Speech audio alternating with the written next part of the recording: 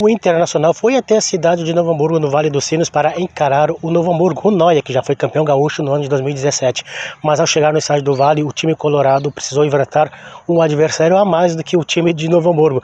Já não bastasse a complicação de enfrentar um adversário forte, tinha também um outro adversário. No caso, o gramado, as péssimas condições dele, estava cheio de buracos, parecia mais um campo de golfe do que um estádio de futebol, provavelmente dito, ou seja, era buraco por tudo que era lugar, ou seja, estava mais para a prática do golfe do que a prática do bom futebol, e por isso qual foi o jeito?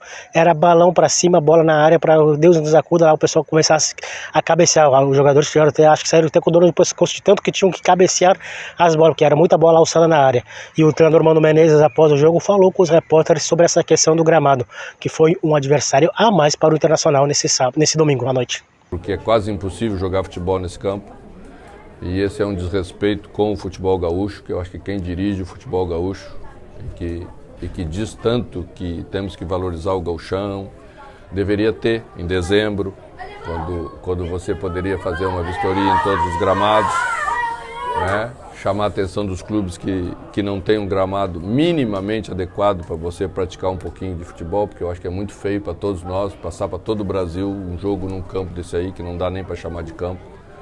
E não é por coincidência que os 3 jogos que se jogou aqui terminaram 0-0, né?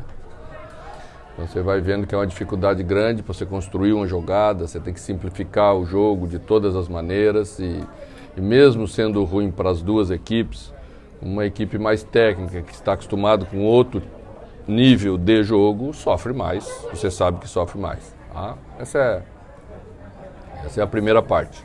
Pois é, então com esse empate 0-0, o Inter somou mais um ponto, está agora 6 pontos atrás do Grêmio, ou seja, são 2 jogos.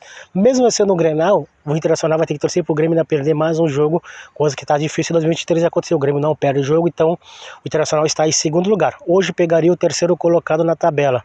Ou seja, mas não teria aquela vantagem. Então, se chegar na final contra o Grêmio, o segundo jogo possivelmente vai ser na Arena e o primeiro no Beira-Rio. Por isso que é importante o Inter também somar pontos e tentar buscar o Grêmio. Se manter ali, ó, no retrovisor do Grêmio, da equipe gremista.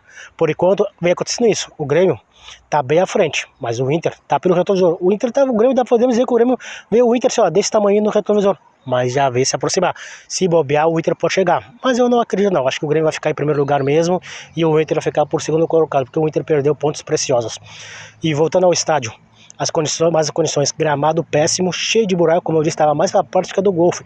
Tanto que esse foi o terceiro jogo lá no estádio do Vale e o terceiro 0-0 que acontece lá. Ou seja, a situação está bem difícil, o Novo Hamburgo tem que dar um jeito de arrumar aquele gramado. Eu sei que é complicado, envolve muito dinheiro nisso, mas tem que dar um jeito. Se é um time que quer jogar a primeira divisão do Campeonato Gaúcho e depois uma possível Série D, tem que ter um gramado que receba os adversários em condições, não desta maneira que estava ontem. Foi péssimo, o gramado tá péssimo, tá em péssimas condições, horrível.